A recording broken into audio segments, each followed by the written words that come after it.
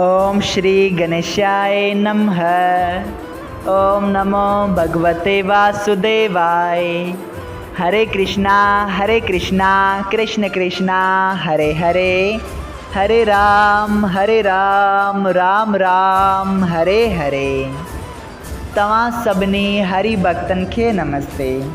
प्यारा भक्तों, ही कथा पाण गुरु कृपा सां हासिल करे रहिया आहियूं।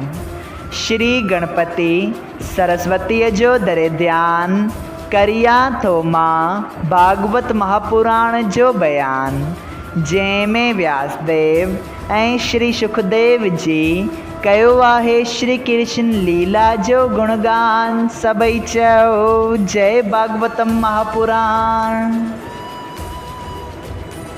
प्यारा भक्तों, कल कथा में पाण श्रीमद् भागवत महापुराण साहिब जे 11 स्कंद जे अध्याय 22 में ॾिठो त श्री श्याम सुंदर जी उद्धव जी के तत्वन बाबत हाल ॿुधाइनि था।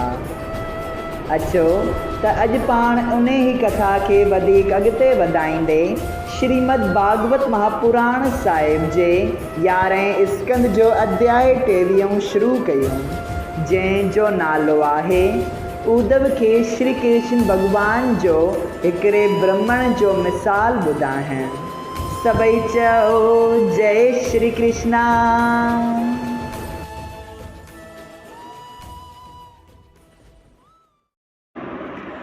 प्यारा भक्तों, श्री उद्धव जी इहो सभु ज्ञान श्री कृष्ण खां ॿुधी चयो त हे दीनानाथ, इहा ॻाल्हि ॾाढी कठिन आहे जो बुरा लफ़्ज़ ऐं कठोर वचन वग़ैरह ॿुधी बि शांत रहिजे। श्री कृष्ण चयो त हे उद्धव, तूं सच थो चवीं।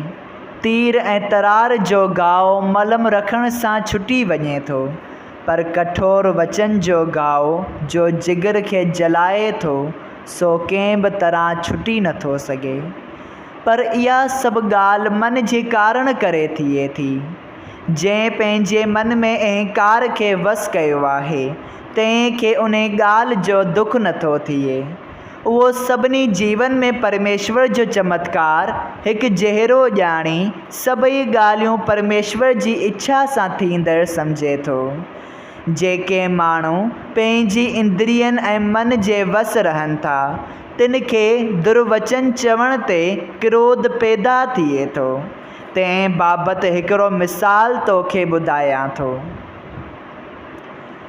उज्जैन शहर में हिकिड़ो ब्राह्मण तमामु वॾो वापारी ऐं शाहूकार रहंदो हो, पर अहिड़ो कंजूस ऐं लोभी, कामी ऐं क्रोधी हूंदो हो जो उन कॾहिं बि पंहिंजी नियात साधु ऐं ब्राह्मण वग़ैरह खे पंहिंजी ज़बान सां भोॼन करण वास्ते बि कीन चयो।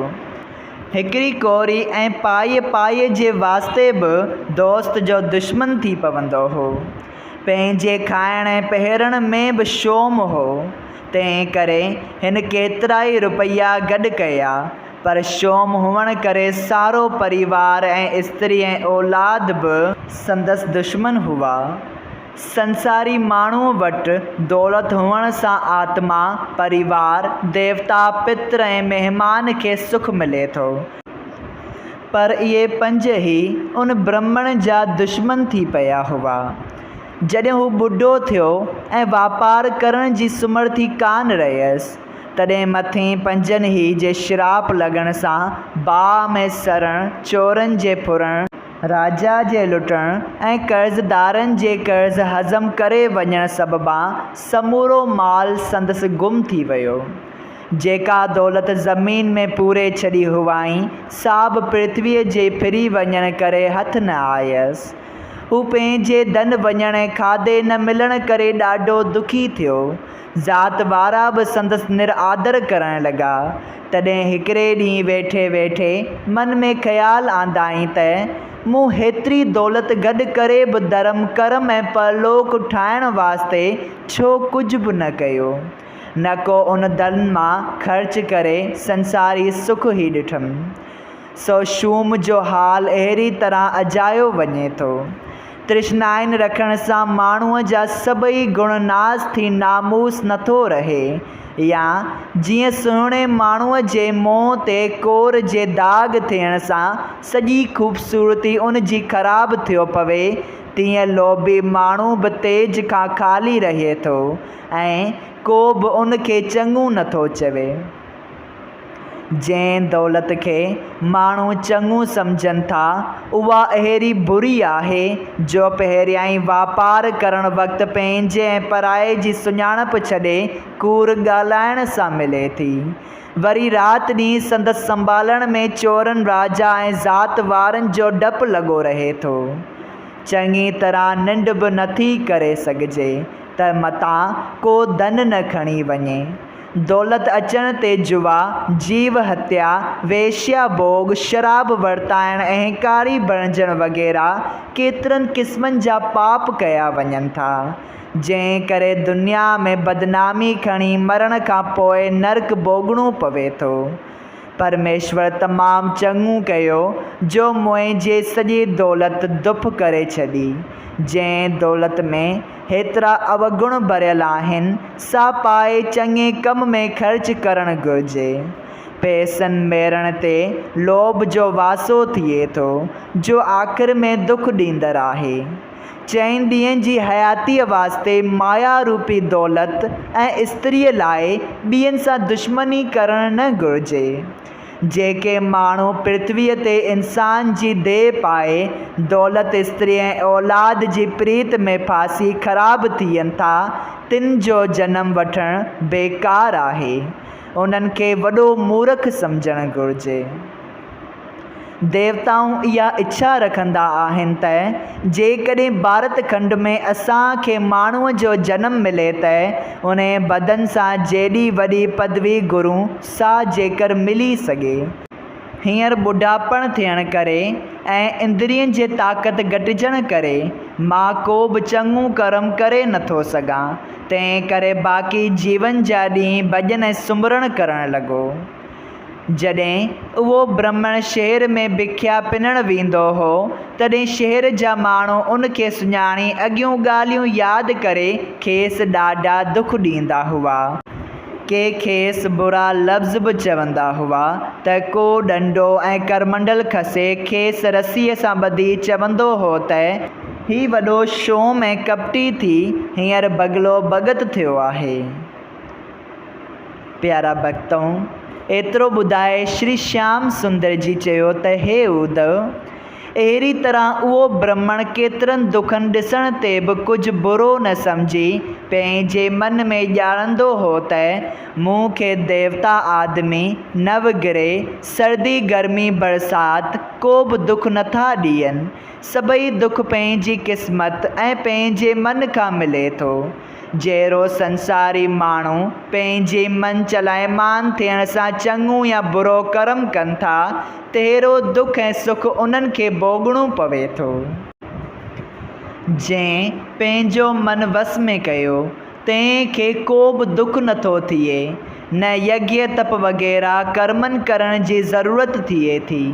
पर हीउ चंचल मन जल्द वस में नथो अचे। हमेशा मन जे कारण दोस्त या दुश्मन चइजे थो ऐं मन जे रोकण सां को बि दोस्ती या दुश्मनी नथो रखे। मन जो वीचारियल सत थिए थो ऐं बदन जो कयल कुझु बि थी नथो सघे।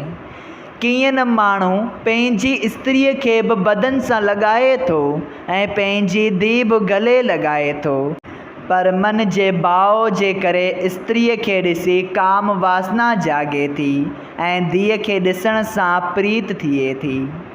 जंहिं पंहिंजो मन वस में न कयो तंहिंजो धर्म ऐं कर्म करणु अजायो आहे। तंहिं करे मन खे संसारी माया खां रोके हरी चरणनि में लॻाइणु घुरिजे। मन जे हारे हार आह, मन जे जीते जीत। जंहिं मन जीतियो तंहिं पाती ईश्वर जी प्रीत। हे उद्धव, इहो ब्राह्मण पंहिंजो मन रोके अहिड़ो ज्ञानी थियो जो दोस्त ऐं दुश्मन खे हिकु जहिड़ो ॼाणी कंहिंजी बि बुरे चवण या मार कुट करण सां क्रोध न कंदो हो। अहिड़ी तरह जो ज्ञान मन में रखी मरण खां पोइ मुक्त पदवीअ ते पहुतो।